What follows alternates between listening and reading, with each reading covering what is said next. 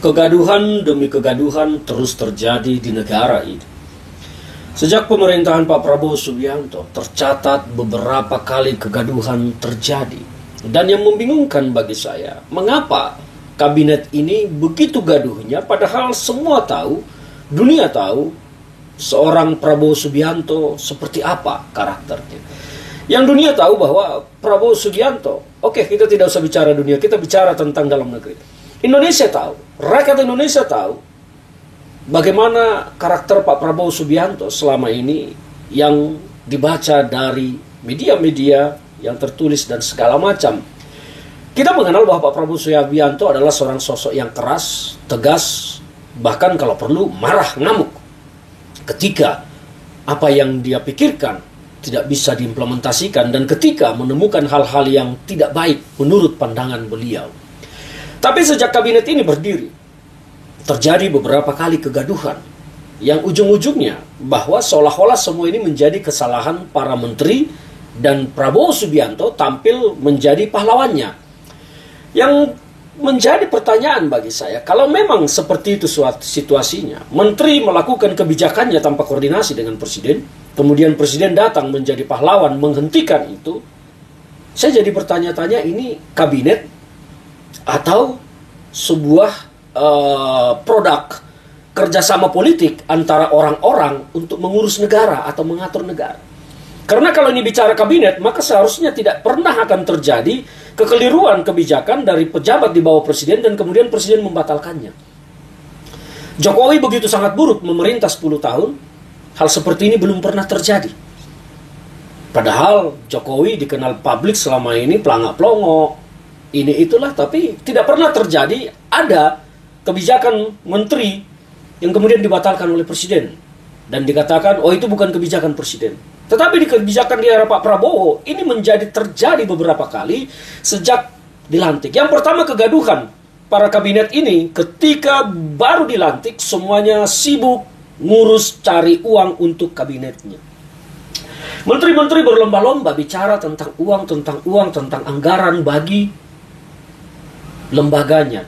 Semua mengeluh tidak ada uang. Itu yang pertama, sehingga semua gaduh tentang uang. Bagaimana Natalius Pigai kemarin itu ketika awal pertama minta 20 triliun menjadi bahan tertawaan untuk lembaganya, kementeriannya.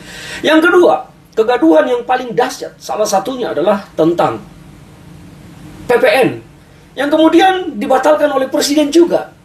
Tidak jadi dilaksanakan. Kenaikan PPN dari 11 menjadi 12. Gaduh. Seolah-olah presiden keluar menjadi pahlawan. Dan apakah itu memang bukan kebijakan presiden tadinya untuk menaikkan itu? Memang undang-undang telah mengamanatkan, tetapi undang-undang itu kan bisa ditunda pelaksanaannya. Nah, itu dilakukan oleh Pak Prabowo dengan membatalkan setelah gaduh. Kegaduhan yang terbaru beberapa hari terakhir adalah soal gas LPG 3 kg. Kemudian presiden mengatakan, di istana mengatakan itu bukan kebijakan presiden, tetapi kebijakan menteri SDM, kebijakan Bahlil yang kemudian dibatalkan oleh presiden. Presiden keluar berkali-kali menjadi pahlawan.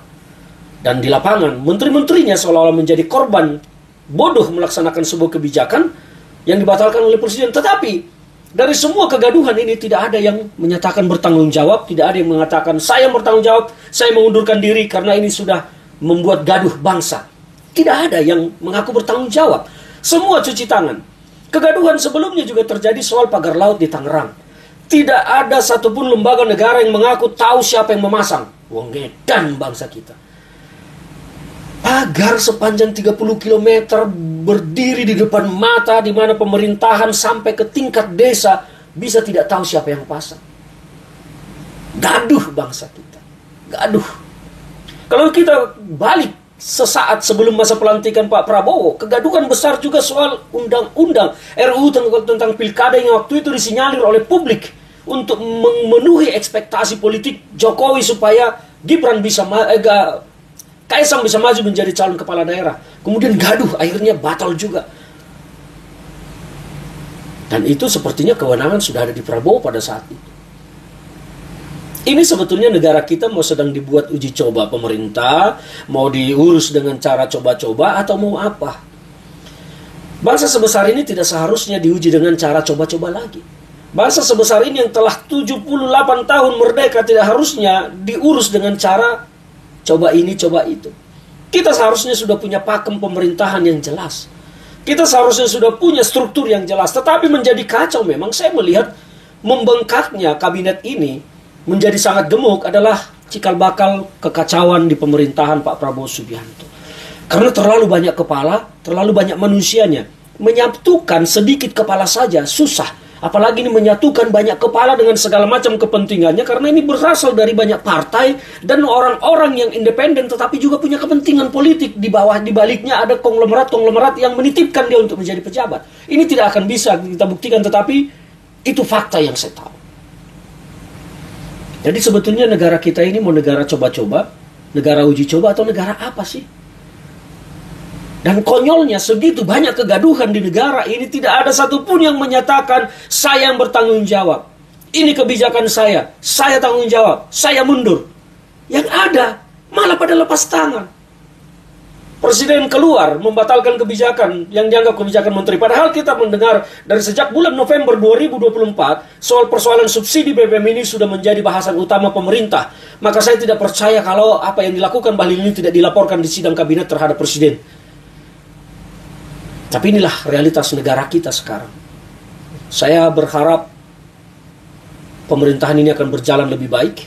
Saya pribadi awalnya menaruh harapan kepada Pak Prabowo.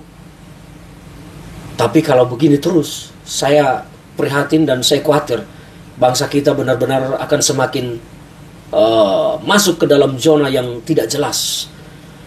Semoga bangsa ini dilindungi Tuhan, dan saya berharap seluruh masyarakat Indonesia akan mendapat kemudahan-kemudahan dalam kehidupannya sehari-hari.